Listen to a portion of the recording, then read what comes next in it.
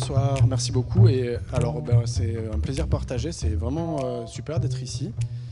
C'est une première et on est super bien accueillis. Donc merci vraiment pour l'invitation à l'Institut Cervantes. On est content d'amener notre public et de faire découvrir aussi à votre public l'architecture. Je voulais dire quand même quelques mots sur les rapports qu'a Toulouse avec l'Espagne. Ça me semblait important puisqu'on est ici. Et on dit souvent que Toulouse est la plus espagnole des villes françaises. C'est vrai. Alors c'est évidemment historique parce que les Espagnols sont venus se réfugier sous Franco ici à Toulouse. Ils ont monté leur gouvernement en exil ici. Puis aussi, ils ont été des acteurs majeurs de la résistance depuis Toulouse pendant la Seconde Guerre mondiale. Donc on a ce passé commun avec l'Espagne. Ça a un peu son importance parce que, je le dirais aussi pour introduire César, l'architecture, le disait Ruggeri Sotti, c'est un peu un sport de combat. Et quand on parle de logement, c'est encore plus le cas. C'est tellement difficile de faire du logement de qualité qu'il y a quand même une forme de guerre qu'on mène un peu tous pour du logement de qualité. Mais il y a aussi donc cet héritage de l'Espagne. On l'a ancré dans nos rues. On a le quai de l'Exil sur le bord de la Garonne, évidemment. Et puis on a surtout confié l'aménagement de notre centre-ville à un Catalan espagnol. C'est dire la confiance qu'on a au talent espagnol ici à Toulouse. Et puis évidemment la culture avec Cinespaña, avec je me rappelle à l'époque dans les années fin des années 80, plus largement la culture hispano-américaine aussi, avec le tango argentin, voilà. Et donc il y a ce passé un peu grave qu'on partage avec l'Espagne qui est souvent lié à la guerre, mais il y a aussi quelque chose de plus léger, me semble-t-il. On partage avec l'Espagne une sorte de convivialité, de goût de la fête, de la danse. Et puis beaucoup de Toulousains considèrent un peu naturellement que leur capitale, c'est un peu Barcelone plutôt que Paris. Et l'enclave qu'est Toulouse vis-à-vis des transports l'a vraiment amplifié. Donc effectivement, on est une ville qui est vraiment tournée vers l'Espagne avec un fort accent espagnol. Et donc aujourd'hui, nous accueillons César de l'agence Vivas Architectos. Donc nous sommes vraiment ravis de les inviter. Je voulais introduire cette conférence en citant quelque chose qui pour le coup est bien français, une phrase de Marcel Pagnol qui faisait parler Monde et Parpaillou quand Marcel Pagnol et son frère partaient à l'aventure et qui disait depuis que l'homme est l'homme, il a toujours voulu savoir ce qu'il y avait derrière la montagne. Et ça, je trouve que ça représente bien la vision que peut avoir la maison de l'architecture, c'est-à-dire essayer, pour régler des problématiques locales qu'on se pose aujourd'hui à la maison de l'architecture, c'est regarder ce qui se passe un peu à côté et plus loin. Et c'est le cas en regardant ce qui se fait ici, de l'autre côté de la montagne, en l'occurrence la montagne qui nous sépare, qui est les Pyrénées. Et je le redis, moi en tant qu'architecte praticien qui fait du logement, je considère que quelqu'un comme César qui se confronte également au logement, qui est quelque chose d'extrêmement difficile, il y a un peu un truc qui est de l'ordre du frère d'armes, qui est de combattre contre des réglementations qui sont extrêmement contraignantes dans le logement, avec des budgets qui sont contraignants, avec des clients qui sont contraignants, qui sont extrêmement difficiles. Donc je suis très impatient qui partagent avec nous ces méthodes pour arriver à faire du logement de qualité chez eux en Espagne et voir comment, au travers d'un débat, on pourrait transposer ces méthodes-là ici pour essayer de faire que le logement soit un peu plus qualitatif aujourd'hui. Donc je passe la parole à César. Merci beaucoup d'avoir accepté l'invitation. Je te laisse y aller. Muchas gracias. ¿Se oye bien? Sí, ¿no? Bueno, primero muchas gracias Rafael por la invitación. No nos conocíamos, pero bueno, es muy agradecido que nos invitéis a explicar los proyectos que estamos haciendo. Somos un despacho, mi hermano y yo, que somos socios, y trabajamos principalmente en obra pública. O sea, nuestros encargos son a través de encargos por concurso público. Y todo y que hacemos proyectos de todo tipo, estamos muy focalizados en vivienda social. Tengo una presentación un poco ambiciosa porque quiero enseñaros todos los proyectos que hemos construido y que tenemos encima de la mesa. Así que intentaré pasar más cerca, sí. Intentaré pasar rápidamente por cada proyecto, focalizándome en lo más relevante, lo más interesante de cada uno de ellos. Muchos de estos proyectos los hemos hecho Vivas Arquitectos, pero otros en colaboración con más despachos. Normalmente solemos asociarnos con más de un despacho de arquitectura para realizar los proyectos. O sea, no solo tenemos un equipo multidisciplinar siempre de trabajo, sino que nos juntamos con otros despachos. El título de la conferencia es Otras maneras de construir, pero no va a ser una conferencia simplemente constructiva, ¿no? O sea, también hablaremos de otras maneras de habitar, de relacionarnos en comunidad y de generar y de cómo generar menor impacto ambiental y con mayor eficiencia, ¿no? Hay mucha presentación aquí previa, perdón. Entonces haré un breve resumen un poco de los conceptos o de las estrategias con las que trabajamos y que vais a ver que se van a ir repitiendo a lo largo de todos los proyectos. Como he dicho, trabajamos en proyectos de vivienda social, pero están dirigidos a diferentes colectivos. O sea, la mayoría son vivienda social, digamos, general, pero también hacemos proyectos de vivienda dotacional, que están dirigidos a gente mayor o a gente joven, proyectos de vivienda cooperativa, e incluso otro tipo de vivienda, que son más bien alojamientos, son alojamientos temporales, que están dirigidos a gente en riesgo de exclusión social. Por ejemplo, gente que o no puede pagar la hipoteca o no puede pagar el alquiler. Y por último también un proyecto que es un centro de primera acogida para el colectivo más vulnerable, que es la gente sin techo, ¿no? Y en este caso concreto, mujeres que viven en la calle. Hay un tema que nos preocupa y nos ocupa en todos los proyectos, que son los espacios de socialización, ¿no? Un poco cómo definimos la relación o la transición que hay entre el barrio, la comunidad y el hogar. Intentamos establecer siempre un gradiente muy claro entre lo público y lo privado, y solemos hacerlo pues, a base de articular, ¿no?, mediante el vaciado o unos espacios intermedios que vamos proponiendo en todos los proyectos. Así que iréis viendo cómo se van repitiendo accesos a través de pasajes que llevan normalmente, en algunos casos, a un patio interior. Son estos lugares de encuentro, lugares ajardinados. Otras propuestas que trabajan con espacios compartidos, como huertos urbanos, salas polivalentes, lavanderías, zonas de coworking. Y lo que sí que es muy recurrente es la idea de la pasarela de acceso. La pasarela de acceso, entendida, como decían los Smithson, como una calle elevada, ¿no? como esta entrada previa a las viviendas, pero es que es un espacio más de la vivienda o un espacio de apropiación de la vivienda. Y por último veréis también que las escaleras para nosotros no son simplemente un núcleo de comunicación, sino que normalmente solemos hacer una escalera como un lugar de encuentro o que propicie el encuentro, y veréis que suelen ser escaleras abiertas, que no tienen simplemente pequeños rellanos, sino espacios para estar, incluso con dobles alturas.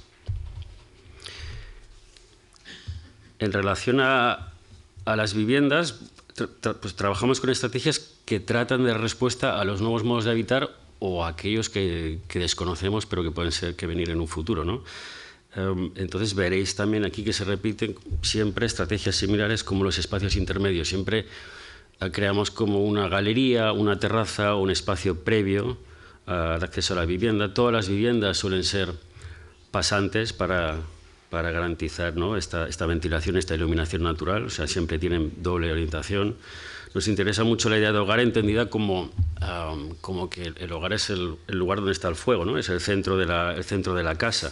Veréis que las cocinas siempre están abiertas y en el centro de la casa también para que la cocina no sea un espacio segregado, para visibilizar las tareas del hogar, ¿no? Y entendemos la flexibilidad de las viviendas no como una serie de elementos que se mueven, ¿no?, como para ir cambiando el espacio, sino más bien que proponemos unos espacios que suelen ser equivalentes, que suelen tener unas proporciones muy similares, que permiten cambiar los usos.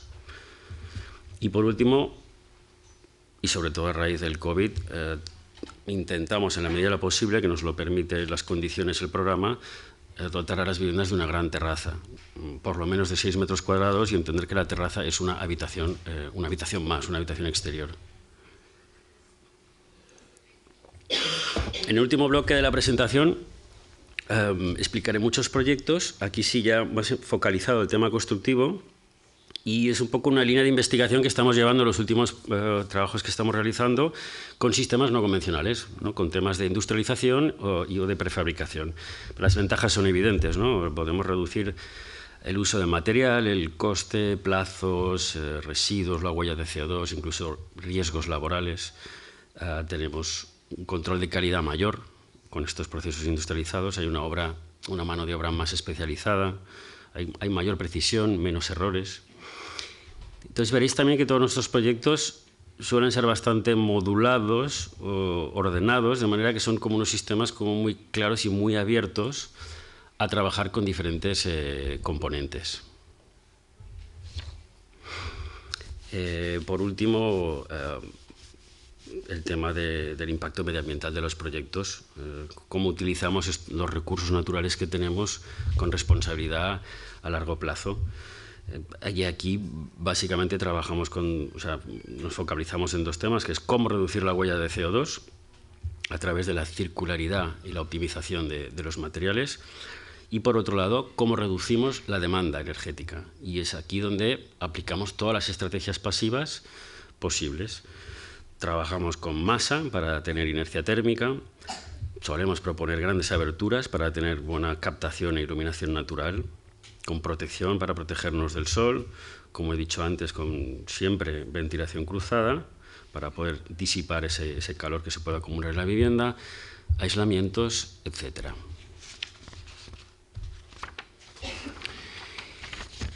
Entonces, la presentación se dividirá como en 3 bloques. El primero, explicaré 2 proyectos y me centraré, que es el de Calsiso y Glorias, y me centraré en explicar esta idea de gradiente o de transición entre lo público y lo privado.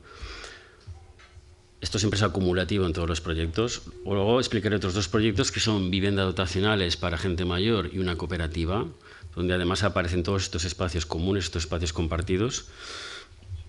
Y para acabar, explicaré 3 pares de proyectos, cada uno con diferentes sistemas constructivos. 2 en madera, 2 con unos módulos prefabricados de hormigón y 2 con sistemas híbridos, que será un poco la conclusión de la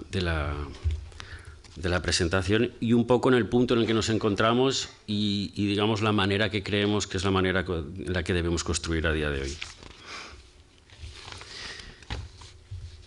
El primer proyecto es un proyecto de 108 viviendas sociales de 1, 2 y 3 habitaciones que está ubicado cerca del puerto de Barcelona, en un barrio residencial en crecimiento, en construcción, de unas 75 hectáreas, que para los que conozcáis Barcelona pues sería como un área de unas 40 manzanas del ensanche.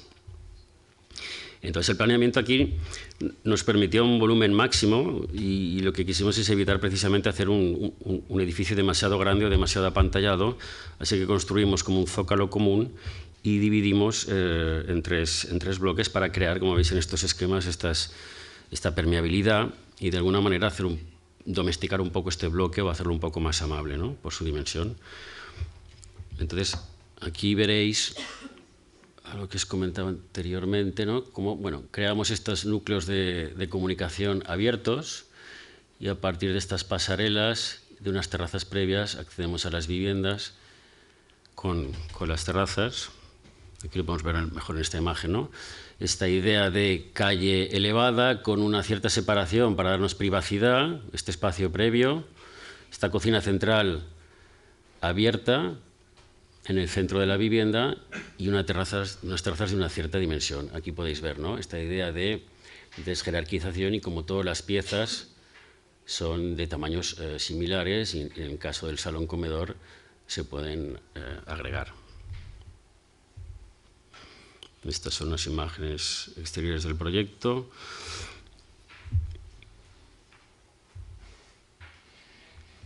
Aquí intentamos, con una fachada muy tersa y unas correderas replegables, generar un poco también de variabilidad para hacer más doméstico todo el edificio. Y, perdón, os pasa. Creo que tenemos un vídeo. No. Tengo unos vídeos de cada proyecto, no están completamente acabados, pero me parece interesante enseñároslos. Son vídeos cortos de 1 minuto.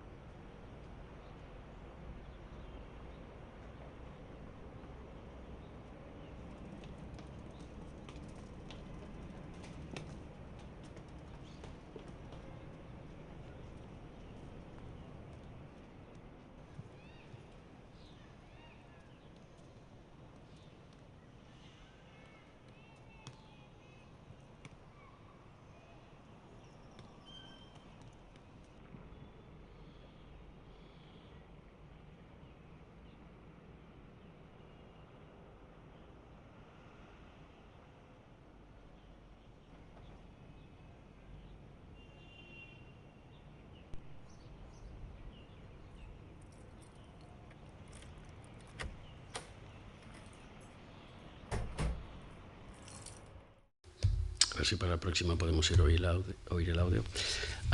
Siguiente proyecto está en el Centro Geométrico de Barcelona, el Baricentro, la Plaza de las Glorias. Es un proyecto de 67 viviendas de protección oficial.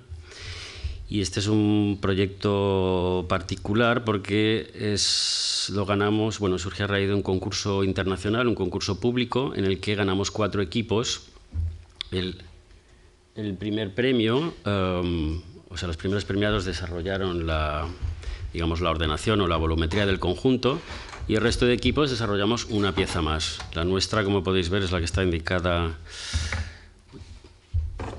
Perdón, no estoy viendo lo mismo en pantalla que ahora sí. Esta sería nuestra pieza, es una barra de unos 8 plantas, 11 plantas. Y como veis, la propuesta define una volumetría a raíz de como dos patios, 2 vaciados. Claro, aquí lo complicado fue que tuvimos que trabajar los cuatro despachos. Dentro de cada bloque había más de un despacho. Llegábamos a tener reuniones entre 15 arquitectos para ponernos un poco de acuerdo en el proyecto, ¿no? Intentar establecer al menos algunas estrategias comunes que pusiesen en relación los 4 bloques. Entonces, a partir de esta idea de vaciado de la manzana, nosotros continuamos con esta secuencia, con esta propuesta.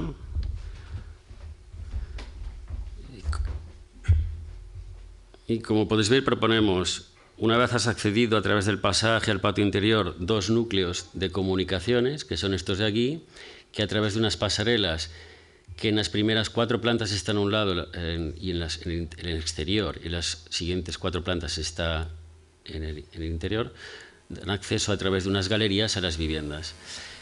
Este cambio de la pasarela lo hacemos porque se trata de un edificio de mucha altura, ¿no? Entonces queríamos de alguna manera descomponer este bloque, pero también buscar la manera de relacionarnos o darnos la mano de alguna manera con los edificios vecinos, ¿no? Entonces aquí llegamos a acuerdos sobre cornisas, ¿no? Elementos en común que trabasen todo el conjunto.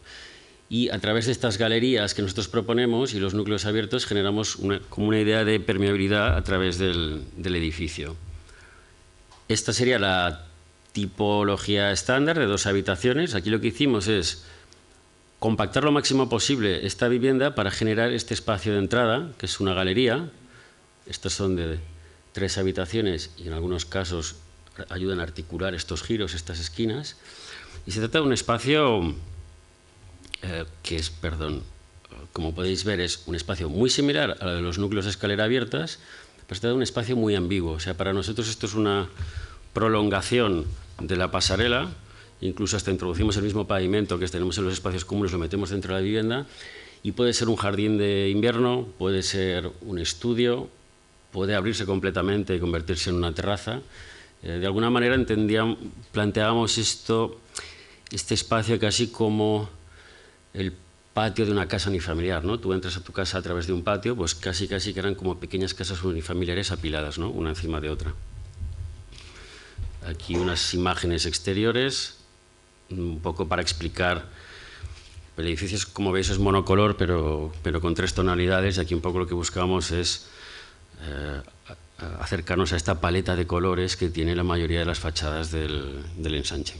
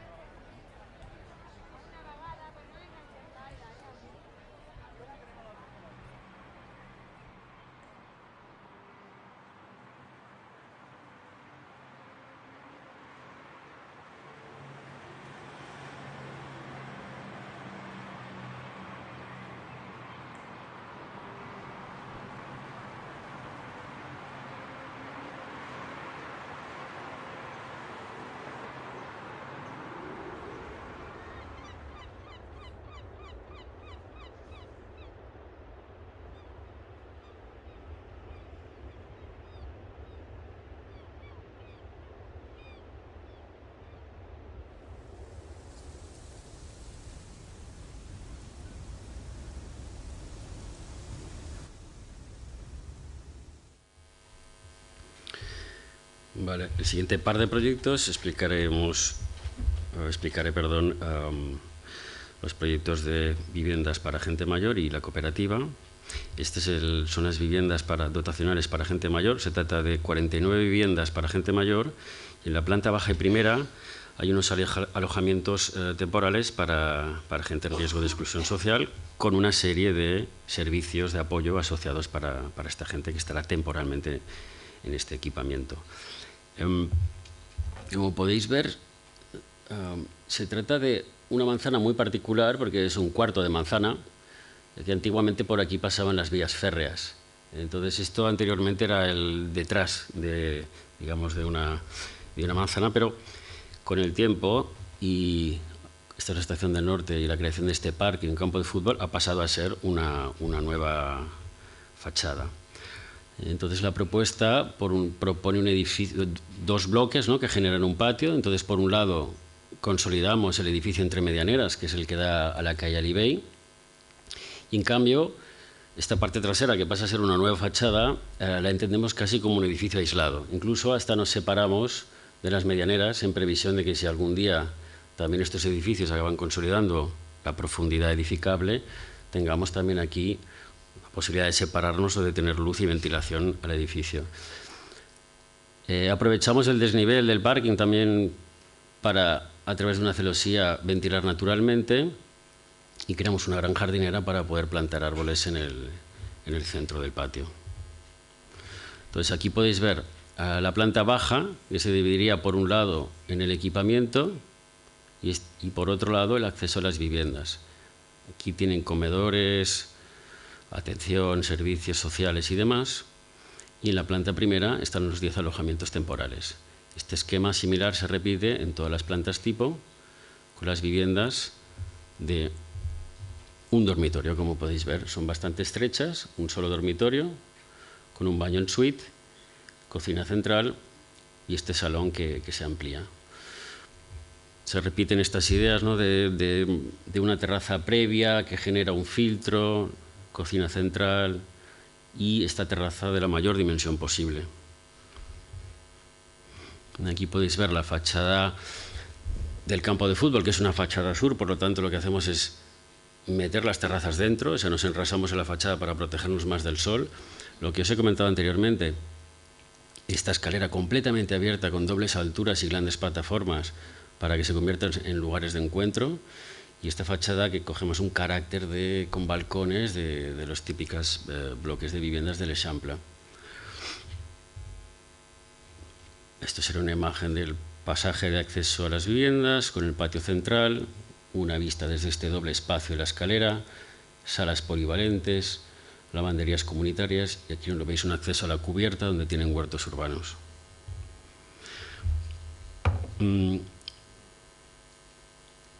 Lo interesante de este tipo de proyectos es que hay personal trabajando en este edificio y principalmente hay una directora que es la que se preocupa un poco de todas las personas mayores e incluso hasta de dinamizar la relación que hay entre ellos.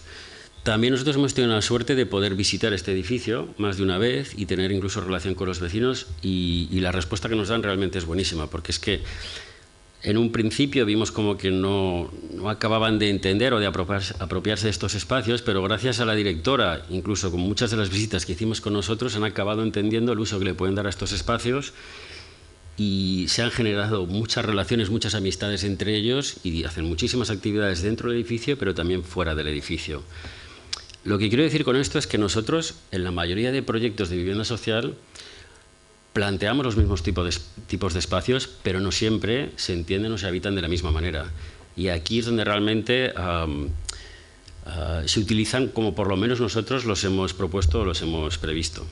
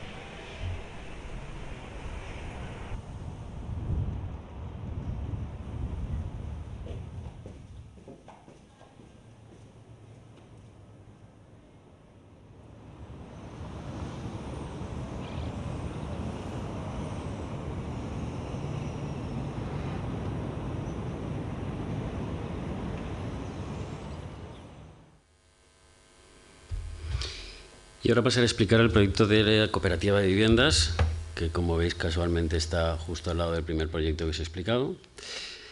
Y esto es un proyecto de 32 viviendas cooperativas. Es un concurso muy diferente a los que nos hemos presentado anteriormente, porque es una iniciativa que están llevando a cabo ahora el Ayuntamiento de Barcelona, cada vez más, y es que el Ayuntamiento lo que hace es que cede el uso y el derecho de superficie de un terreno por unos 75-85 años.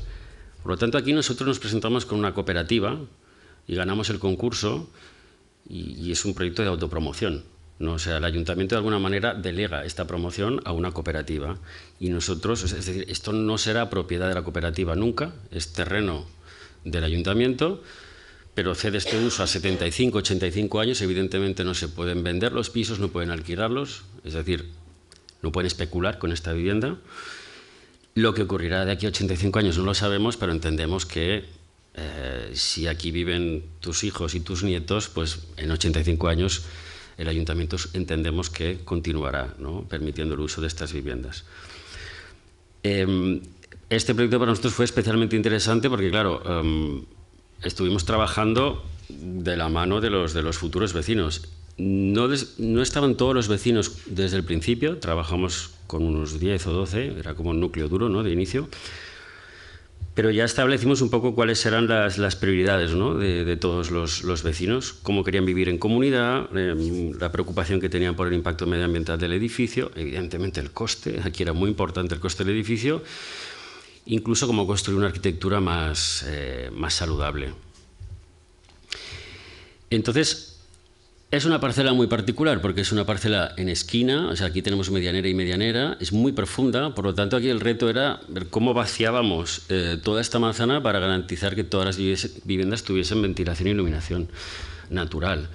Entonces, a partir de esta malla, ¿no?, establecemos esta malla de unos 3,65 por 4 metros, definimos 4 patios, o sea, perforamos todo este edificio y conseguimos a partir de aquí definir 3 tipologías de vivienda, de un solo dormitorio, de 2 dormitorios y 3 dormitorios. A partir de esta matriz lo que hicimos es un poco ir hablando con cada uno de los vecinos, ¿no? Nosotros partíamos de una idea quizás mucho más flexible en la que entendíamos que todos los espacios se conectaban mediante dobles puertas, con umbrales, una galería de acceso y demás, pero finalmente quizás algún vecino prefería tener un segundo aseo o una zona de almacenaje, quizás preferían tener una simple puerta a la izquierda. Todo esto fue como una negociación piso a piso con cada uno de los vecinos. O por ejemplo aquí como proponíamos un aseo que estaba fuera del propio baño para poder tener un doble uso, ¿no? O sea que uno accede al dormitorio a través de un lavamanos.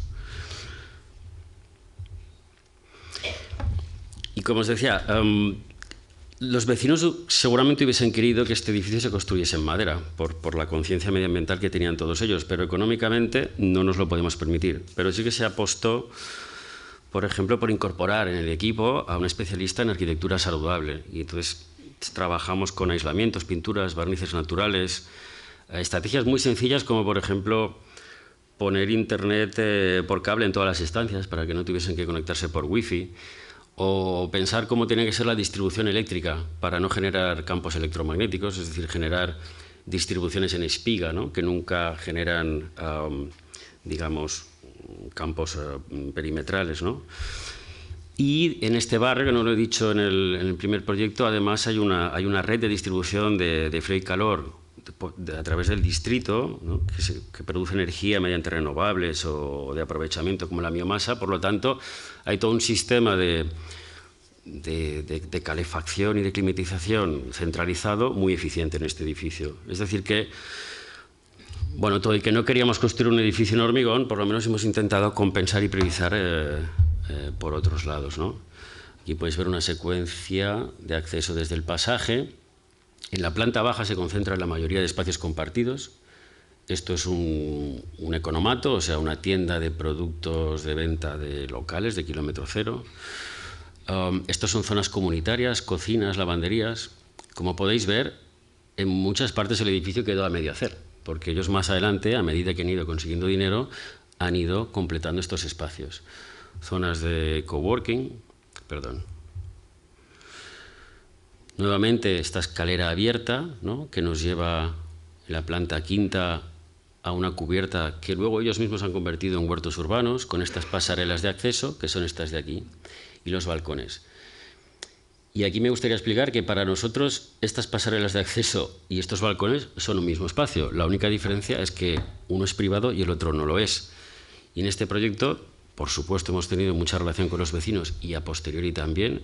Es un edificio que hemos visitado muchísimas veces y también hemos podido comprobar que se le está dando un uso a estos espacios comunitarios también tal y como nos lo imaginábamos, especialmente en este edificio porque las pasarelas comunes tienen mejor orientación que sus propias terrazas. Por lo tanto, los vecinos acaban incluso hasta quedando para desayunar o para pasar el rato, ¿no?, en estas pasarelas.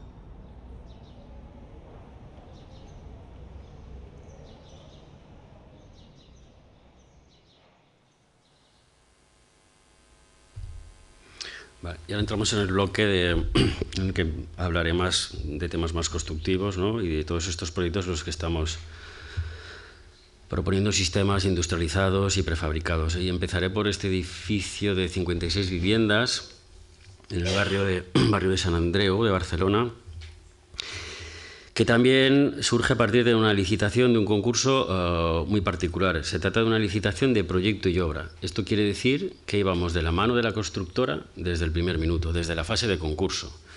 En este tipo de concursos se valoraba de manera muy específica la reducción de plazos, el impacto ambiental del edificio y en general una mayor calidad.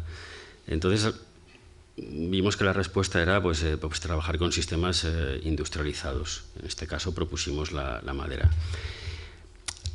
Aquí el programa y la volumetría, digamos que era muy, o sea, no nos dejaba mucho margen, así que simplemente es un volumen muy compacto con 3 patios centrales. Y las tipologías en este sentido no tienen terraza, no tienen estos espacios previos porque realmente era imposible encajar el programa que nos pedían con la volumetría que definía el planeamiento. Pero el interés que tiene este proyecto, ¿no?, a nivel de estructura, es construido en madera, es lo que explicaré ahora. La madera tiene un bajo coste ambiental, pero por lo menos en España o a día de hoy tiene un alto coste económico. Entonces siempre hemos de buscar las maneras de hacer viables estos proyectos cuando construimos en madera. Entonces, como podéis ver, planteamos la planta baja en hormigón, in situ, que es la que acogerá en un futuro una guardería, y luego hacemos una propuesta en la que combinamos muros de carga con pórticos. De esta manera reducimos mucho el volumen de madera utilizada. Y a partir de ahí es todo un sistema de componentes. Entonces, como podéis ver, trabajamos con componentes de fachada, se vienen con la ventana montada, más elementos verticales, los forjados. Incluso en este proyecto llegamos a traer lo que se conocen como bathpots en inglés, que son los baños completamente prefabricados que vienen incluso con las instalaciones integradas. Todo esto implica que tiene que estar todo muy bien planificado, todos los transportes, todo el montaje muy bien coordinado, porque construyes planta a planta. Es decir, tú no estás construyendo 4 plantas y luego te pones a hacer acabados interiores. Si no llegan los baños a tiempo, ralentiza toda la construcción, ¿no?, de las siguientes plantas. Pero por otro lado tiene esta ventaja de que trabajamos on-site y off-site. Mientras se están construyendo la cimentación y la planta baja, estamos produciendo en fábrica. Aquí podéis ver los componentes de fachada que os comentaba, los baños, que vienen prácticamente, hay que simplemente llegar y conectar a nivel de instalaciones. Esto es un pequeño vídeo del montaje. La ventaja de construir de esta manera es que reduces muchísimo los plazos. O sea, todo este edificio llegamos a construirlo en 12 meses, cuando igual con una construcción convencional hubiésemos tardado 5 o 6 meses más. Estas son unas imágenes exteriores, acabado. Es un acabado con aislamiento SATE, con aislamiento térmico exterior. Y originalmente este proyecto, digamos que de alguna manera mostraba mucho más la madera. En los patios quedaba la madera vista, en el interior quedaba la madera vista por todas las propiedades que nos aporta la madera, no solo psicológicas, sino de regulación, de humedad, etc. Pero claro, nosotros trabajábamos de la mano de la constructora desde el primer momento y evidentemente a la constructora lo que le preocupa son los costes. Entonces esto fue una continua negociación y no fuimos capaces, por coste, de dejar la madera vista. Porque claro, la madera tiene digamos, unas restricciones en cuanto a tema de resistencia al fuego y de acústica. O sea, para que nos entendamos, pues si tiene que ser un edificio resistente a 90 minutos al fuego, por cada cara de un panel de madera, cada centímetro son 30 minutos de resistencia, que tiene que poder quemarse para que el corazón de esta madera siga resistiendo. Por lo tanto, 6 centímetros más de sección de madera solo porque quedase vista suponía un incremento de coste que la constructora no estaba dispuesta a asumir. Y finalmente, trabajar con menos sección de madera pero forrar todo con placas de cartón y eso era más económico. Entonces, bueno, esto para nosotros es una lástima, un fracaso, pero al final, como ha dicho Rafael al principio, todo es una continua negociación, ¿no?, con los agentes implicados en el proyecto.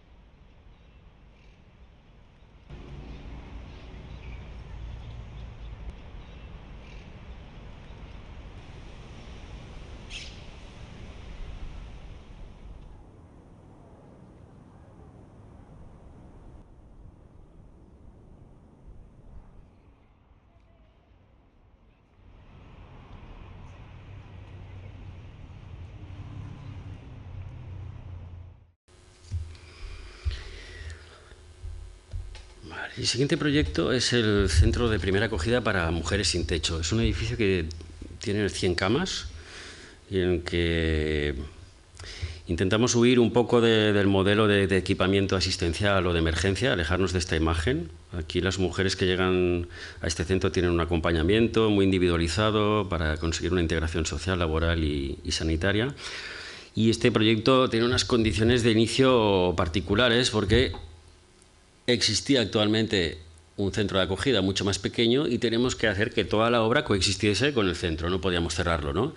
Entonces tuvimos que derribar parcialmente el edificio existente, proponiendo unos nuevos módulos para que pudiesen dormir aquí, construir este edificio, y de aquí un poco esta forma tan compacta, ¿no?, que viene un poco por las separaciones que nos obliga la ordenación y porque este es el único espacio que nos quedaba para construir este edificio. Derribamos el edificio antiguo, pero, perdón, aquí pasaron las habitaciones temporalmente para finalmente hacer toda la urbanización en la parte frontal del edificio. Entonces, en este proyecto tenemos que dar respuesta a muchos temas. Por un lado, la urgencia, como he dicho, de construir el edificio, pero también esta convivencia con el edificio existente. Como habéis visto las imágenes al principio, es una zona muy residencial y de escuelas y consulados. O sea, tenemos que tener mucho cuidado con el ruido y con el impacto que tenía el proyecto. Por parte del promotor, era muy ambicioso a nivel medioambiental, obtuvimos una calificación medioambiental muy alta y sobre todo teníamos 3 objetivos que eran que este edificio fuese un espacio muy seguro, o sea, que las mujeres sintiesen en un entorno muy protegido, crear espacios de socialización, porque son personas que son muy solitarias, o sea, provocar un poco de alguna manera esta interacción y sobre todo conseguir que el edificio tuviese un carácter muy doméstico o que tuviese esta sensación de hogar, ¿no? Sobre todo que se sintiesen como en un hogar. Entonces, para ello proponemos esta estructura en madera, porque esto tiene muchísimas ventajas medioambientales a nivel de reducción de plazos, de ruidos, de residuos y la calidez material, ¿no? Que es la que le aporta también este carácter muy doméstico. Yo recuerdo que este es el primer proyecto que hicimos en madera y la primera vez que llegamos a la obra nos impactó muchísimo porque es que oíamos pájaros, no oíamos nada más que pájaros y ruidos de clavos, ¿no? O sea, tenía un mínimo impacto en el entorno. Como podéis ver, las unidades de habitaciones, que son de 4 y 2 dormitorios, van marcando un poco la estructura. O sea, la unidad habitacional define la estructura con estos muros de carga. Y nuestro principal esfuerzo se centró, y no nos lo pedía el cliente, en crear estos espacios, que son estos espacios comentados de encuentro y de socialización. Galerías, porches, terrazas, lugares comunes. O sea, conseguimos de alguna manera comprimir el programa de manera que dentro de esta caja pudiésemos vaciarla, ¿no? Y crear pues toda serie de terrazas, de galerías, esta galería porche perimetral y, como podéis ver, dotar siempre con la materialidad, con las baldosas, con toldos, con la madera, con elementos muy domésticos, ¿no? Que tuviese este aspecto muy de hogar.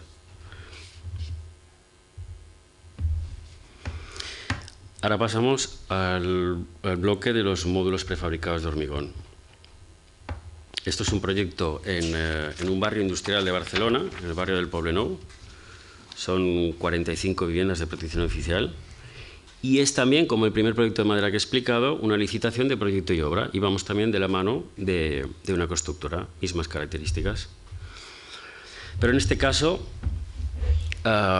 digamos que la constructora con la que íbamos de la mano ya tenía un sistema, trabajaba en estos sistemas modulares, por lo tanto teníamos que hacer una propuesta con su sistema de prefabricados. Y nosotros entendimos este proyecto desde un principio como una infraestructura habitable. Al final es un solo núcleo con una pasarela y una propuesta muy modulada, muy ordenada. Las viviendas, como siempre, no volveré a explicar lo mismo. Lo interesante de este proyecto es que cada vivienda se compone de 2 módulos. Estos módulos son como unas mesas invertidas de hormigón con una subestructura superior y vienen desde fábrica completamente equipadas, pero completamente es hasta con el portarrollos del papel de váter. Es muy interesante. Y aquí lo que sí que, claro, trabajamos con hormigón, por lo tanto, miramos la manera de, mediante forjados nervados, aligerar y reducir lo máximo posible el volumen de hormigón. Entonces, estos son módulos de 3,7 por 10,3 metros, que se traen desde una fábrica que está aproximadamente a 1 hora, hora y media de Barcelona. En este solar, en esta implantación, como es también un barrio industrial en desarrollo, teníamos muy buena accesibilidad, que esto es importante. Entonces podéis ver que tenemos una planta baja con pilares in situ y a partir de aquí los 104 módulos se montaron en 15 días porque íbamos montando 6-7 módulos por día. O sea, realmente yo creo que hubo gente que se fue de vacaciones y cuando volvió se encontró con el edificio de 8 plantas construido. Y en este proyecto también conseguimos construirlo en 12 meses. El carácter del edificio responde mucho a estos edificios industriales, incluso a la composición de las ventanas, pero, como podéis ver, ¿no?, con esta idea de infraestructura habitable, o sea, esta idea de entender que este edificio con el tiempo puede cambiar de uso, o sea, que se puede reconfigurar, también planteamos como unas ventanas corridas muy apaisadas, o sea, este edificio podría llegar a reconvertirse en un edificio de oficinas perfectamente.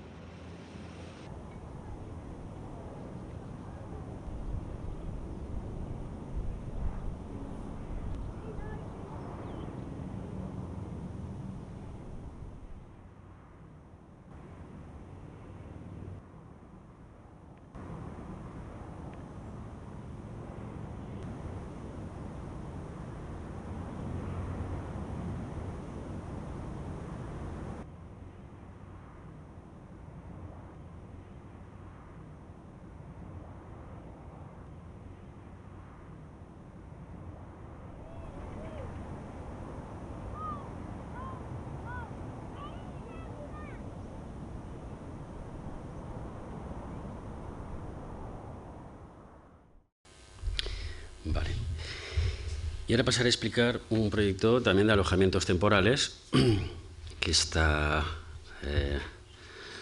muy cerca de la ciudad judicial. Este es un proyecto de David Chipperfield, para quien os conozcáis. Un edificio que está como a la cabeza de toda todo este conjunto de edificios y junto a este parque. Es un edificio de alojamientos temporales, pero en este caso para familias monomarentales, es decir, madres con hijos únicamente. Y tiene en su planta sótano, baja y primera todo un equipamiento, que dan servicio, o sea, un centro cívico, un centro de barrio que da servicio a todas estas familias. Bueno, es un edificio con un balcón perimetral, muy permeable, con el núcleo de escaleras que da al parque. Aquí podéis ver estos espacios, este patio inglés que ilumina la planta sótano, salas polivalentes de juego para los niños y este triple espacio que también nos permite llevar luz hasta esta planta inferior. Esta es la tipología de alojamiento que, como podéis ver, es especialmente estrecha porque este proyecto inicialmente, y llegamos hasta desarrollar un proyecto ejecutivo, inicialmente se iba a construir con contenedores marítimos. O sea, en Barcelona hubo como una prueba piloto en la que se construyeron 1 o 2, este iba a ser el tercer edificio con contenedores marítimos. Y fue realmente complejo, porque un edificio de 8 plantas con contenedores marítimos, no sé si se habían construido o no, pero realmente fue un proyecto muy complejo, que además, digamos que coincidió con crisis, guerra de Ucrania, elevados precios del acero, etcétera, lo que hizo que la constructora se retirase por completo y se tuviese que volver a replantear cómo construir este edificio. Manteniendo el mismo proyecto, es decir, y los mismos permisos y la misma licencia de obra, cómo encontrar un sistema estructural que funcionase en este caso. Y como habíamos hecho este otro anterior proyecto, aplicamos el mismo sistema. Pero en este caso, un alojamiento, una vivienda, un solo módulo. O sea, este módulo es de 5 metros de ancho por 11 metros de largo. Y aquí, pues, este edificio también son 48 módulos, que al tener menos módulos se levantaron 6 módulos por día y en 8 días se levantó todo el edificio. La duración de la obra prevista es un poco más larga porque hay, digamos, más trabajo en la zona de equipamiento, en la zona in situ.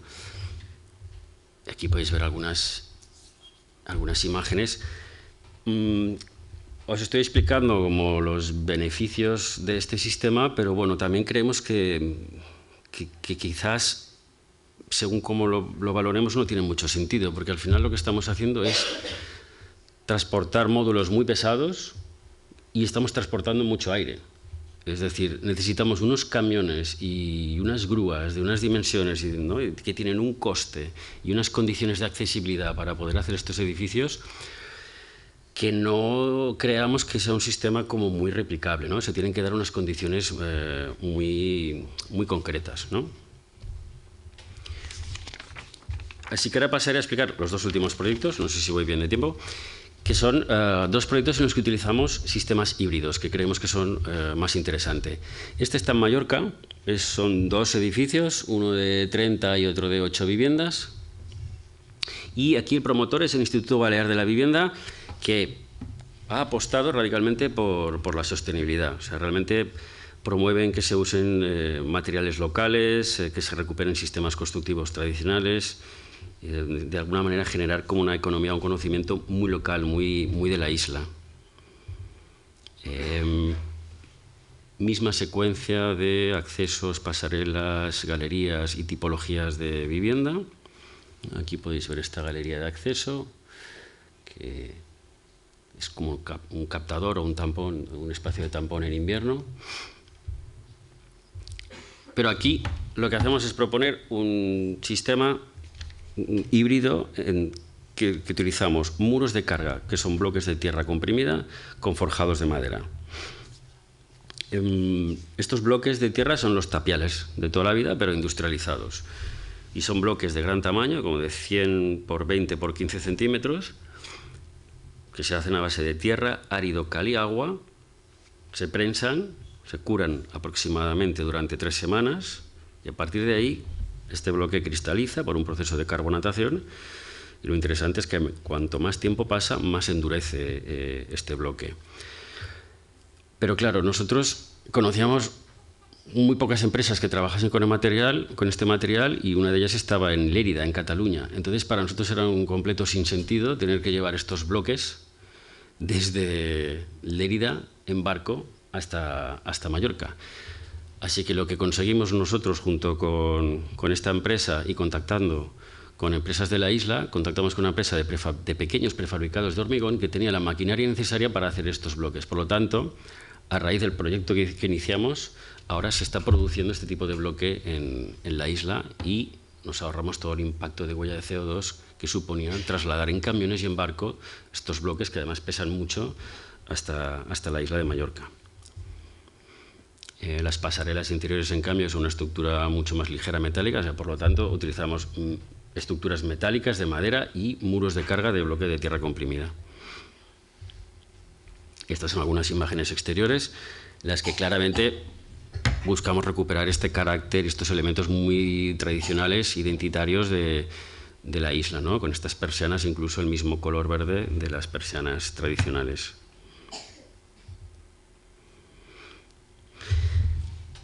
Ocurre un poco lo mismo que explicaba antes, ¿no? Construir de esta manera, o sea, no construir de una manera convencional con estos bloques y con estos forjados de madera es más caro. Entonces aquí también buscamos la manera de matar dos pájaros de un tiro. O sea, cómo aprovecharnos de las cualidades higrotérmicas tanto de la madera como de los bloques y ahorrarnos dinero, pues simplemente despojándonos de todo tipo de acabados. O sea, aquí no veréis prácticamente ningún acabado, y como podéis ver, quedan completamente vistas todas las instalaciones, ¿no? Y de esta manera, lo que ahorramos con acabados de cartón yeso, falsos techos, etcétera, lo podemos compensar con el sobrecoste de estos elementos.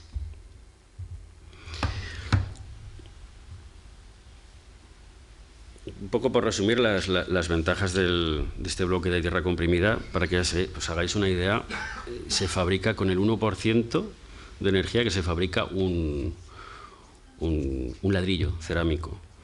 Como he dicho, es un elemento, o sea, es un bloque que transpira, ¿no? Por lo tanto regula muchísimo la humedad. Por su masa tiene muchísima inercia térmica también, y además es un gran aislante acústico. Es un material biodegradable, y luego lo que tratamos también es asemejarnos a esa piedra local típica de Mallorca, que es el marés, que es una arenisca, trabajando con unos áridos que le diesen la misma tonalidad, ¿no? No es la misma piedra, no es la piedra local, pero el parecido es muy grande finalmente.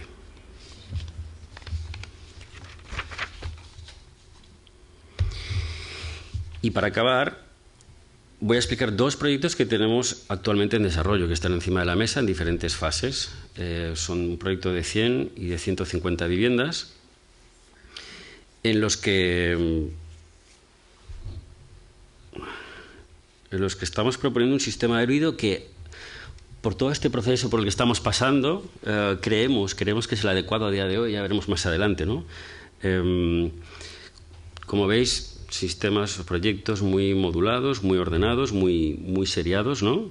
Abiertos a diferentes componentes. Y entonces lo que nos interesa es combinar diferentes elementos y materiales, pero considerando siempre el coste económico y medioambiental, por supuesto, pero cuáles son las prestaciones de cada material. O sea, qué resistencia tienen a flexión o a compresión, qué propiedades de aislamiento acústico térmico tienen masa, ¿no? Si nos aportan inercia térmica, cuál es su resistencia al fuego, qué capacidad tienen para regular la humedad. Entonces, en ambos proyectos hacemos una combinación en la que trabajamos con muros de carga de CLT,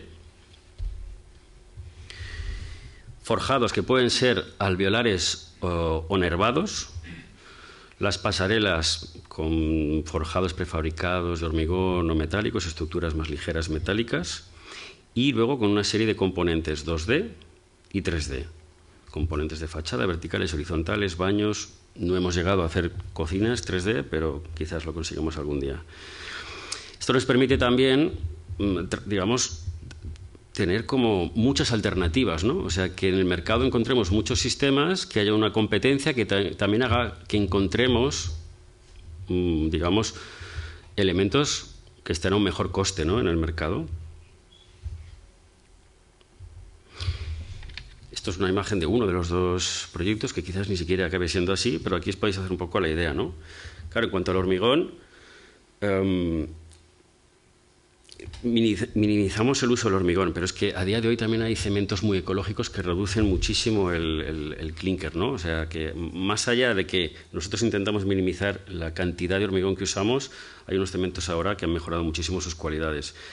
El hormigón nos aporta inercia. Esto lo que hace al final es estabilizar la temperatura dentro de la vivienda, ¿no? O sea, la acumula el calor o el frío y lo acaba cediendo poco a poco al interior. Por lo tanto, no tenemos como unos cambios de temperatura muy bruscos.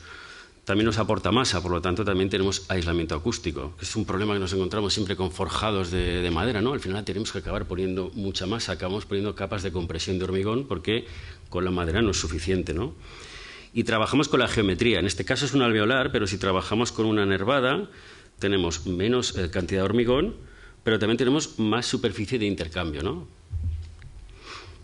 Y algo muy interesante, o que nos interesa muchísimo, es el hecho de que podemos trabajar con grandes luces, con elementos pretensados. Por lo tanto, esta idea que he dicho antes de infraestructura, de flexibilidad, ¿no?, de adaptabilidad de estos edificios en un futuro, pues nos parece muy interesante, ¿no?, que no aparezcan ningún elemento vertical y estas distribuciones se puedan cambiar en un futuro. En cuanto a la madera, es evidente, es un recurso renovable, es muy ligero, lo cual también hace que se reduzca el uso de hormigón en las cimentaciones.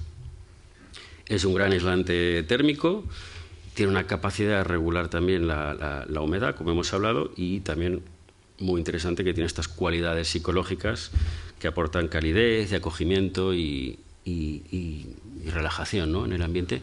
Así que creemos que esta es la manera de seguir adelante. También hay que ver un poco cómo evoluciona, digamos, toda la industria de la construcción, ¿no?, porque tienen que haber más empresas, ¿no?, que ofrezcan muchos más componentes y muchos más elementos en el mercado. Y luego nos resulta muy interesante esta idea como de soporte y relleno, ¿no?, que ya explicaba John Abraken en los años 60, ¿no?, como construir unos edificios que tengan una estructura muy durable, muy robusta, de grandes luces, que permita luego, de alguna manera, modificar esos componentes, esos elementos que tenemos en el interior y que puede ir cambiando por parte de los propios inquilinos o un cambio total de uso del edificio. Muchas gracias.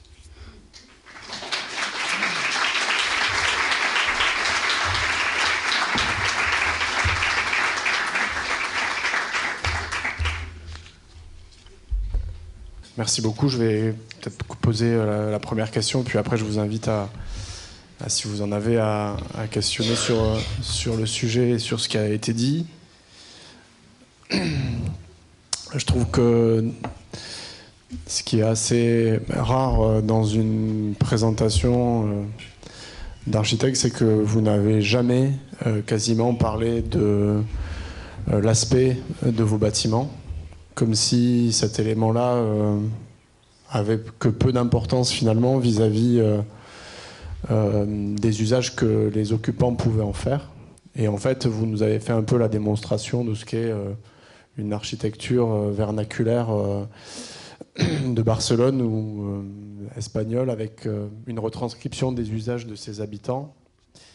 Et alors moi j'ai une première question qui est extrêmement projectuelle en quelque sorte. Je voudrais savoir comment le logement est fait chez vous. Alors par exemple en Espagne, à Barcelone, pardon. Quels sont les décideurs et quels sont les montages qui sont faits? Est-ce que vous avez beaucoup parlé de logement social, mais est-ce que le promoteur privé existe dans cette production de logement? Et quelle est la position aussi de la ville vis-à-vis comment elle organise en fait cette production du logement à Barcelone? Je ne sais pas si ma question est très claire, mais...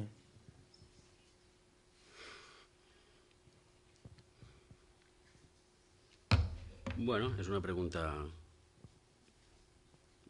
difícil de contestar, ¿no? O sea, amplia, pero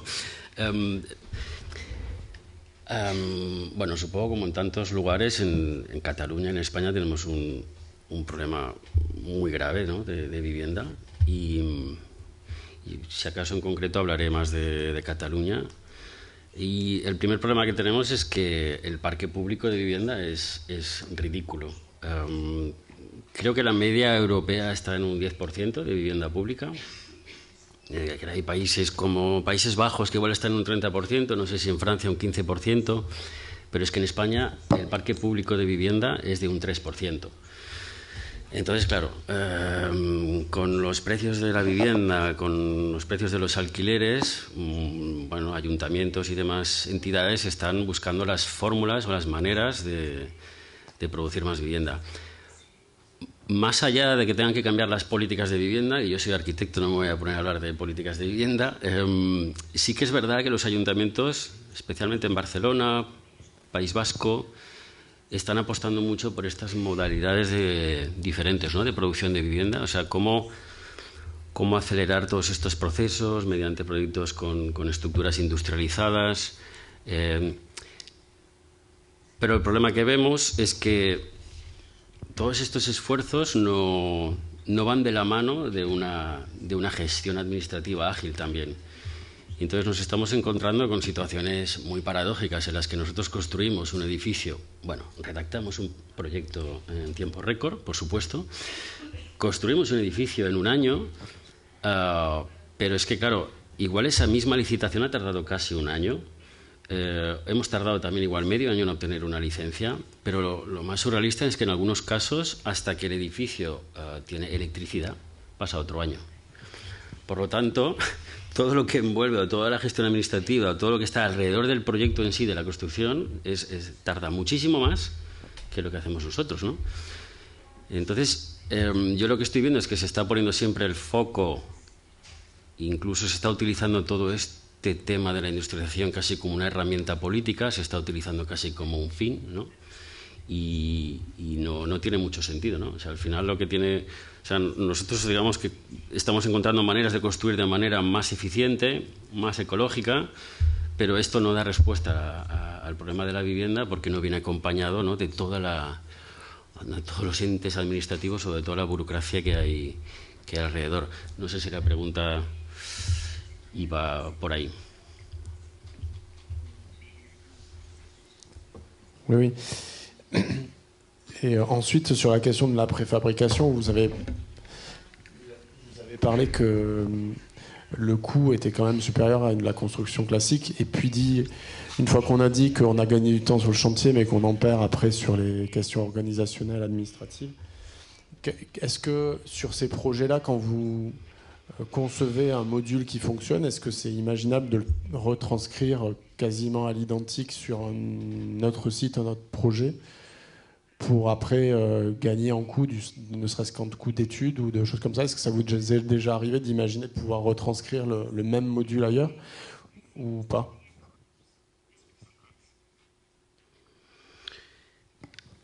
Me preguntas hasta qué punto es posible replicar los proyectos.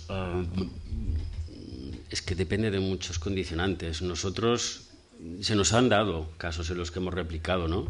Porque íbamos de la mano de la misma constructora y casi era más una imposición de la constructora porque tenía su sistema, pero yo creo que es lo que he explicado al final de la presentación. Nosotros hemos de proponer proyectos como muy abiertos en el sentido de que puedan aceptar cualquier tipo de elemento. O sea, la industrialización y la prefabricación son cosas diferentes, ¿no? O sea, la industrialización hace que digamos que construyamos de manera como mucho más eficiente, pero con elementos que prefabricamos. Y lo que creemos que es interesante es que los proyectos que hacemos da la impresión de que son muy parecidos, ¿no? Al final son todos muy seriados, o sea, son muy optimizados, y es que permiten construirse con cualquier tipo de componente. Y creemos que realmente eso es lo que debemos plantear, ¿no? Porque la replicabilidad de un módulo tridimensional no es tan sencilla, porque es que hay muchísimos condicionantes. Es decir, hemos hablado de dos proyectos que están en un contexto con una accesibilidad muy buena o un barrio en desarrollo, pero si no estás en esa zona no puedes acceder con esos camiones de gran tonelaje, por ejemplo, ¿no? Entonces, quizás sí es replicable en un barrio de nueva creación, ¿no?, en la periferia de ciudad, por ejemplo, pero no dentro de lo que es el núcleo urbano, ¿no?, de las ciudades. Así que es que nosotros realmente creemos que hay que hacerlo, hay que proponer sistemas lo más abiertos posibles y trabajar con diferentes componentes. Lo que necesitamos es que haya como más, digamos, más masa crítica, ¿no? O sea, tiene que haber más industria para que realmente haya mucha más oferta o más disponibilidad de elementos, un poco como si trabajásemos con muebles de IKEA, no sé cómo decirlo, con componentes, ¿no? O sea, que cuanto más oferta tengamos, más fácil será para los arquitectos, ¿no?, el poder adaptarnos y diseñar de diferente manera, ¿no? Les entreprises avec lesquelles vous travaillez,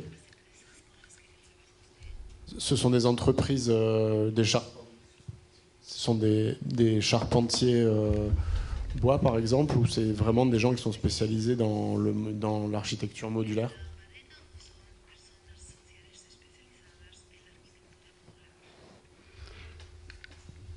De todo tipo.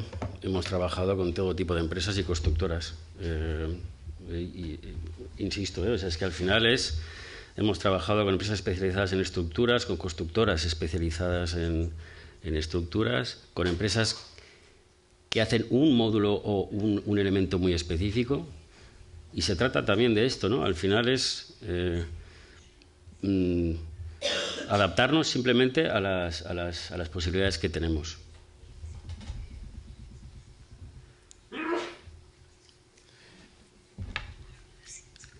Ces entreprises, vous avez de la récurrence avec elles, c'est-à-dire vous faites après équipe sur les concours, ils font partie de votre équipe au démarrage, vous l'avez un peu dit au départ, ou vous partez pas forcément avec une entreprise déterminée au départ. Est-ce que déjà les modalités des concours le permettent systématiquement, ce qui n'est pas forcément le cas par exemple en France, où on ne peut pas forcément choisir déjà l'entreprise qui va construire au moment de la conception du projet?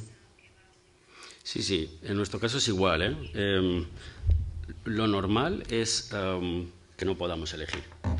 Licitan diferentes constructoras. Esa es digamos, la modalidad de licitación clásica. Yo os he explicado unos proyectos que es una modalidad muy poco común. Es más, fueron unas 4 o 5 licitaciones que salieron y no se ha vuelto a dar esta situación en la que íbamos de la mano con la constructora.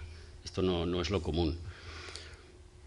Dependiendo del promotor por el que trabajemos, ¿no?, nos requiere unas cosas u otras. Pero la mayoría lo que nos está diciendo es que haya una libre concurrencia, ¿no?, de constructoras, de industriales, de elementos, de empresas. Por lo tanto, estamos proponiendo estos proyectos, ¿no?, en los que nosotros queremos trabajar con diferentes componentes y elementos y que compitan las empresas y que, por tanto, podamos tener precios más competitivos. Je ne sais pas si dans la salle il y a des questions. J'ai une question précise sur le projet à Majorque. Bon, j'avais pas de casque, donc du coup, je n'ai pas bien compris si les blocs de terre comprimés, vous aviez réussi à les faire fabriquer sur l'île ou s'ils sont venus de Liège parce que l'entreprise qui avait pourtant la machine pour n'a pas pu les fabriquer. Et aussi, s'il y avait, si vous pouviez juste redire des précisions sur ces blocs. J'ai compris que c'était donc de la terre crue comprimée et de la chaux pour la stabiliser. Je voulais savoir s'il y avait d'autres précisions sur ces blocs particuliers. Merci. Y áridos. Es correcto, lo que has entendido, pero explicaré aún más la historia de estos bloques. O sea, nosotros lo que hicimos es que ya en fase de concurso ya nos preocupaba el hecho de que planteásemos traer estos bloques desde allí. Así que lo que hicimos ya en fase de concurso, que es algo muy poco común y sorprendió al jurado y valoró al jurado, es que nosotros ya en fase de concurso nos pusimos en contacto con la empresa de Lerida y buscamos empresas en la isla que estuviesen interesadas. Además, conseguimos que nos firmasen una carta de compromiso conforme, si ganábamos el concurso, desarrollarían el bloque. Es decir, que no quedase simplemente en un brindis al sol, ¿no? Y realmente así fue. Realmente así fue, sí, sí. Bonjour, merci pour cette présentation. Vous avez expliqué que vous répondiez à des appels d'offres. conseils donneriez-vous au maître de l'ouvrage, au client, pour rédiger des appels d'offres qui encouragent l'innovation constructive, l'innovation architecturale que vous proposez? Autrement dit, est-ce que quelquefois vous êtes contraint par les appels d'offres eux-mêmes? Sélectionnez-vous les appels d'offres ouverts, ceux qui permettent de produire cette architecture ouverte, agile dont vous parlez?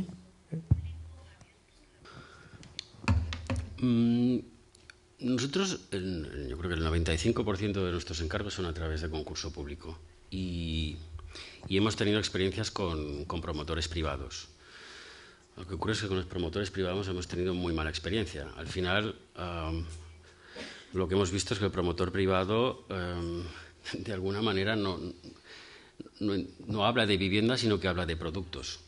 Nos han llegado a utilizar este término, ¿no? Eso es muy extraño, ¿no? O sea, ellos simplemente valoran la vivienda en términos de pura rentabilidad económica, ¿no? Entonces hemos tenido muy malas experiencias y por tanto hemos decidido simplemente hacer concurso de obra pública. Y luego, dependiendo de cada promotor, nosotros nos presentamos a todo tipo de concurso y con cualquier tipo de promotor. Pero hay promotores diferentes, ¿no? Hay quienes son, digamos, más conservadores o quizás están más preocupados por el futuro mantenimiento porque ellos tienen que hacer la gestión de estos edificios. Hay promotores como el de Mallorca que son muy radicales y muy valientes. Entonces, bueno, dependiendo del promotor para el que trabajamos, se apuesta por una solución o por otra, ¿no? En el caso de Barcelona se está apostando muchísimo por sistemas industrializados y también está ocurriendo en el País Vasco. Y la verdad es que estamos viendo que en Barcelona, País Vasco, es un poco punta de lanza en este sentido y que de muchas partes de España están poniéndose en contacto las administraciones con las administraciones catalanas y del País Vasco para ver un poco hacia dónde están llevando los proyectos, ¿no? Qué es lo que están valorando, qué es lo que están poniendo en valor. Pero respondiendo a tu pregunta, es que depende muchísimo del promotor. J'ai peut-être une dernière question justement sur la question c'est des projets qui sont quand même relativement récents. Est-ce que sur les principes constructifs, il n'y a pas des craintes sur le vieillissement de ces bâtiments qui sont faits sur la base de systèmes modulaires? Et une autre question aussi sur le système modulaire, comment finalement c'est accueilli par les gens qui habitent, parce que c'est pas forcément évident comme ça de se dire qu'on va vivre dans des choses tout en bois ou tout modulaire, alors qu'on a plutôt l'habitude de se dire que le bâtiment c'est plutôt de la pierre ou des choses comme ça.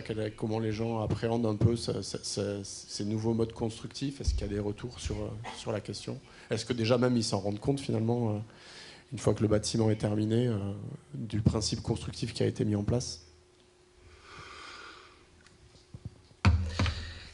Evidentemente, la primera pregunta, de alguna manera, cuando haces propuestas que no convencionales, ese miedo siempre existe, ¿no? Como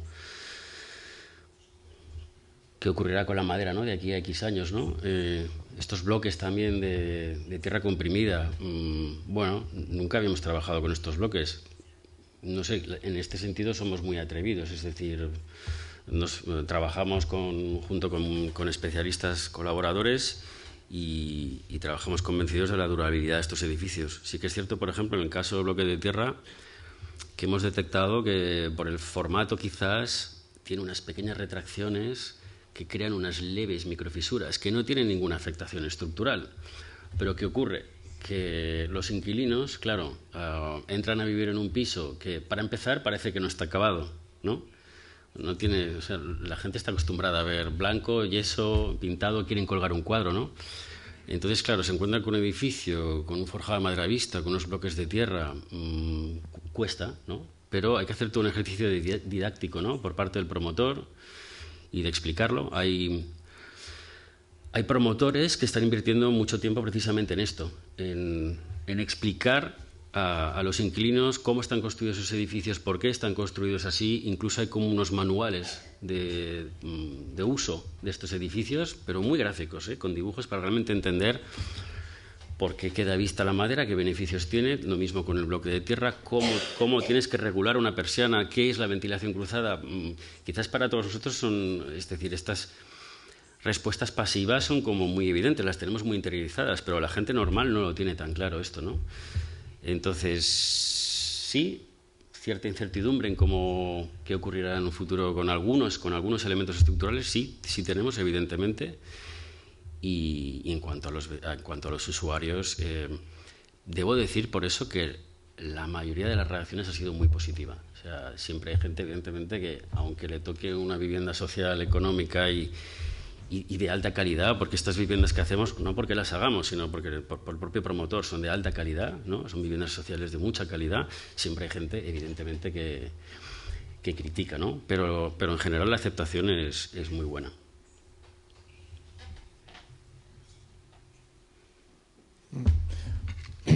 En France, on dit, en France, on dit si tu n'as pas de sinistre au bout de 10 ans, c'est que tu n'as pas pris de risque.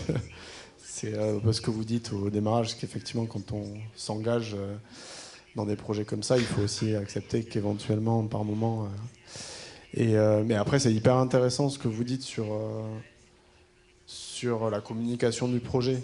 Parce que nous, on est souvent dans la production du logement en France qui est malheureusement souvent d'une grande pauvreté. Ça m'est jamais arrivé de rentrer avec un client dans le projet et qu'il soit pas content en fait. Il se retrouve dans un appartement qui est hyper standard, qui est en placo, qui est hyper ordinaire, mais le fait même d'être propriétaire de cet endroit-là, il en est satisfait, ce qui est assez curieux par moment, alors que c'est un appartement qui est hyper standard et pas du tout intéressant. Il va se plaindre qu'une prise elle n'est pas au bon endroit ou des choses comme ça, mais sur les grands principes du bâtiment qui est très ordinaire, il est content. Donc c'est difficile d'expliquer à un promoteur avec qui on travaille qu'en fait on va faire changer ces habitudes-là et qu'il va falloir expliquer un autre scénario et un autre discours à ne serait-ce que la personne qui va devoir vendre l'appartement sur plan à son futur client.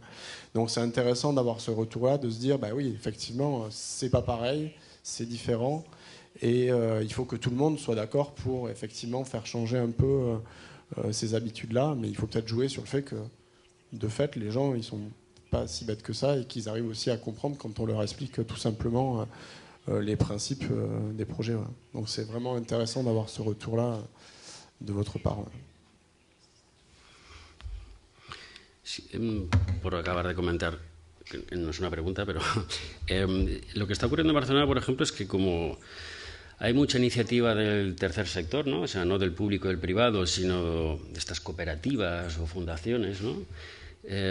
Que hace unos años era, quizás en el norte de Europa era más común, pero en España no tan común, se han de alguna manera popularizado bastante. Y estos son proyectos muy didácticos, en el sentido de que son proyectos como el que explicaba la cooperativa, ¿no? que hablan mucho de cómo hemos de vivir en comunidad. O sea, para nosotros es más allá de la vivienda y de esta idea de desjerarquización y de la flexibilidad de uso, lo más importante es cómo cambiar un poco la mentalidad de la gente, ¿no? Cómo vivir en comunidad. Y además, si tenemos problemas de vivienda, también el hecho de compartir espacios quizás nos pueda permitir construir más viviendas, ¿no? Ha salido, por ejemplo, recientemente una normativa, en Barcelona, en la que te permite construir un alojamiento, una vivienda, con una superficie menor a la legalmente permitida, pero por contra tienes 6, 7, 8 metros de esos repartidos en espacios comunitarios. Eso quiere decir que tú, por ejemplo, en vez de tener una vivienda de 40 metros, la tienes de 36, o de 45, la tienes de 39, pero compartes un espacio común que es la suma de esos 7, 8, 9 metros cuadrados de todos los demás. Por lo tanto, tu casa se amplifica muchísimo más, ¿no? Y esto es algo que vemos, ¿no? Sobre todo en Barcelona, que la gente está saliendo de esta idea o de este modelo de vivienda día y noche, ¿no? Esta idea como de mi casa, mi parcela, les pones un balcón, una pasarela y enseguida lo primero que hacen es vallárselo, ¿no? Cerrárselo, ¿no? Esta idea como siempre de encerrarse uno mismo en la vivienda.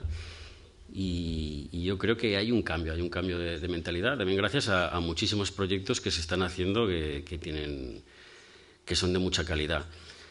Porque en definitiva, todo esto que estoy explicando de la industrialización, etcétera, en realidad, o sea, nos interesa, pero lo que nos interesa a nosotros es hacer vivienda de calidad. Y si vemos que esta es la manera de hacerlo, así lo haremos. C'est sûr, merci. Après, vous remettez vraiment, je crois, l'architecture à sa place. Finalement, c'est une profession qui est extrêmement politique, finalement, parce qu'on décide aussi de la façon dont les gens vont vivre et vont vivre ensemble. Vous avez un peu éludé ça au début en disant « moi, je ne suis qu'architecte », mais en fait, on est forcément un petit peu plus que ça, en fait. Être architecte, c'est aussi être un peu, avoir une vraie action politique. Sí, totalmente de acuerdo, ¿eh? Simplemente quería decir que no me iba a meter en opiniones sobre políticas de vivienda, ¿no? Pero totalmente. Y como podéis ver, nuestra postura, o sea, nuestro compromiso con la arquitectura social es indiscutible, sí, sí.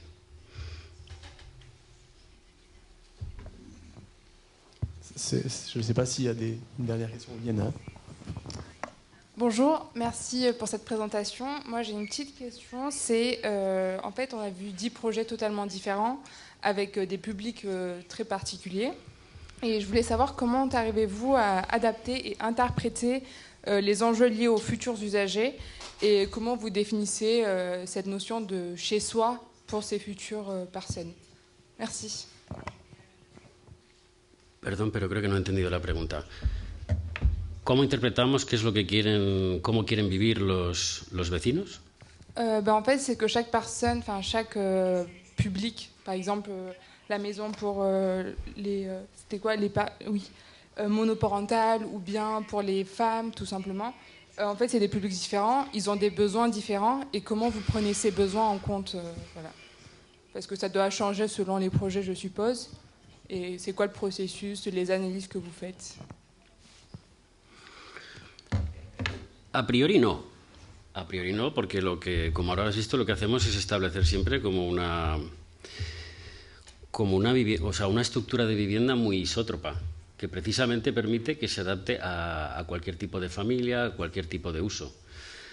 Pero bueno, si hay colectivos especiales o especialmente vulnerables, claro, en el caso del centro de acogida para mujeres, nos preocupaba muchísimo, ¿no? Que el edificio fuese muy acogedor, pero claro, ahí estamos hablando de un equipamiento, no estamos hablando de vivienda social. Por lo tanto, también los recursos económicos eran diferentes, ¿no? Para un equipamiento tienes muchos más recursos y ahí sí que podemos apostar por el uso de madera y cómo dejar esa madera visible, ¿no? O sea, pues poníamos el énfasis sobre todo, ¿no? en la calidez y en los acabados de los materiales, ¿no? Para que fuese un lugar acogedor. En cuanto a las viviendas, si son alojamientos, si son viviendas dotacionales o no, la estrategia es la misma, ¿no? Al final siempre es esta estructura muy rígida, pero que a la vez, aparentemente rígida, ¿no? De ventanas repetitivas, pero que precisamente o contradictoriamente le da muchísima flexibilidad a las viviendas. Se adapta a cualquier tipo de familia, ahora o en un futuro. Bonsoir, merci encore pour la présentation. Une question par rapport aux passerelles que vous utilisez. Je me demandais que c'était sûrement hérité d'une culture des pays chauds, d'Espagne ou encore d'Afrique du Nord, où justement dans les quartiers on vient vivre la rue. Donc c'est surtout un espace commun, un espace de partage. Et puis à Toulouse, le seul logement que personnellement je connais, c'est celui de Fabien Castin, rue d'Astor, qui a été réalisé il y a à peu près 50 ans. Ma question, c'est surtout comment, dans la réalité, donc comment aujourd'hui ces logements en Espagne sont vécus à travers les passerelles. Efectivamente, tenemos un clima bastante atemperado que se presta a este tipo de espacios.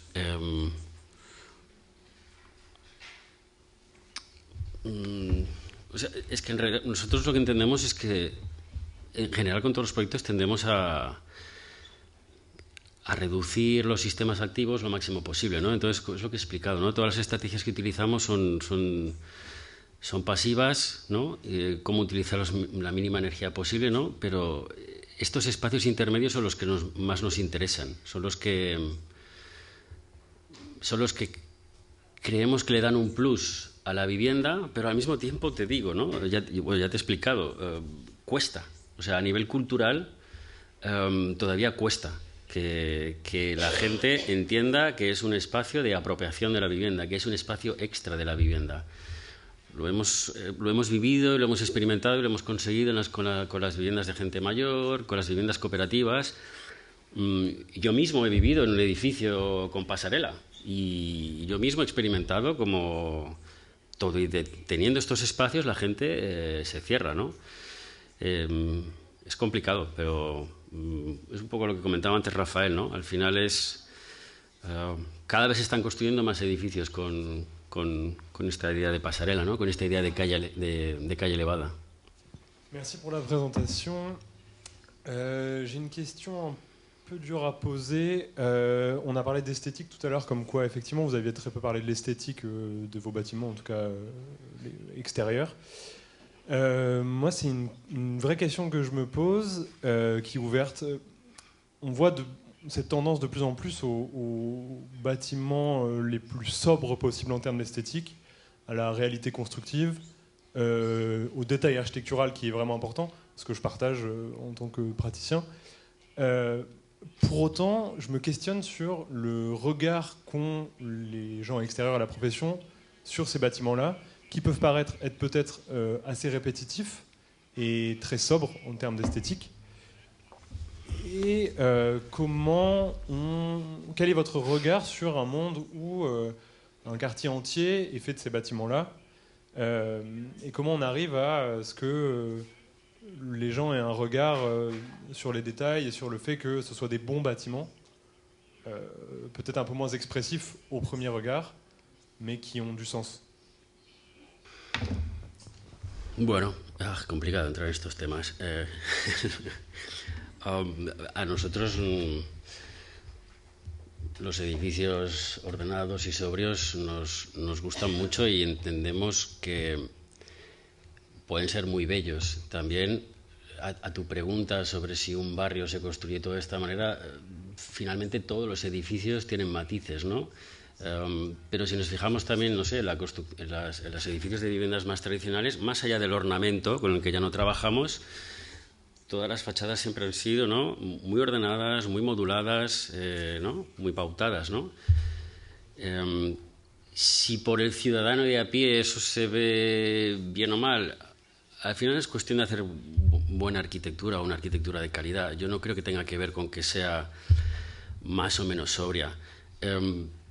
No sé, esto me da pie, por ejemplo, a hablar de casi un movimiento que tenemos ahora en España, y es que un colectivo muy joven de arquitectos ha publicado una cuenta de Instagram que se llama Bloque Zebra.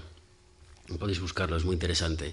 Pues han detectado que hay como una especie invasora, que son unos edificios que solamente construyen promotores privados, que son siempre iguales, que son fruto de, como he dicho antes, de cómo sacarle la mayor rentabilidad a un producto, que es en este caso la vivienda. Y son todos siempre con franjas blancas y la parte de ventanas son franjas negras, con unas ventanas muy pequeñas, las mínimas que permite la normativa, para ahorrar en coste. Hacen este camuflaje de pintarlo de negro para darle como un aire de modernidad o de que parezca que son ventanas apaisadas, pero se están construyendo siempre estos mismos edificios de viviendas. Son idénticos. Y esto sí que es preocupante. O sea, realmente esto está llegando incluso a los medios de comunicación, a la prensa, se están movilizando colegios de arquitectos. Realmente hay como un movimiento en contra, porque hay barrios enteros que se construyen de esta manera. Otra cosa es, no sé, podemos ver el mosaico de edificios que hemos hecho al principio, dentro de un orden, dentro de una claridad, dentro de una sobriedad, entra en juego muchísimos matices, y yo creo que no es esa la cuestión, ¿no? O sea, al final no es cuestión de que sea más o menos sobrio, sino que sea arquitectura que se ha hecho con cariño y realmente trabajada, ¿no? Echarle un vistazo si podéis a esta cuenta, porque realmente es, supongo que es a eso a lo que te estás refiriendo. Merci beaucoup, je crois qu'on va s'arrêter là. Je voudrais juste qu'on applaudisse la traductrice. Parce que franchement, c'était un petit côté... il y avait un petit côté Rafael Nadal à Roland Garros avec la traduction en direct. C'était vraiment assez génial. Merci beaucoup. Merci.